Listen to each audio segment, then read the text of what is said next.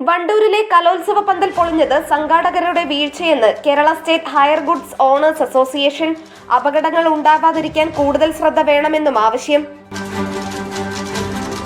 ആയിരക്കണക്കിന് മത്സരാർത്ഥികളും അതിലധികം രക്ഷിതാക്കളായ പ്രേക്ഷകരും ഒത്തുചേരുന്ന സ്കൂൾ കലോത്സവങ്ങളുടെ നടത്തിപ്പിൽ സംഘാടക സമിതികൾ വരുത്തുന്ന വീഴ്ചകൾ ഉത്തരവാദിത്തപ്പെട്ടവർ വിസ്മരിക്കുന്നത് കാരണം ഓരോ വർഷവും പരാതികളുടെ പ്രളയവും അപകടങ്ങളുടെ തുടർക്കഥകളും ആവർത്തിക്കുന്നു.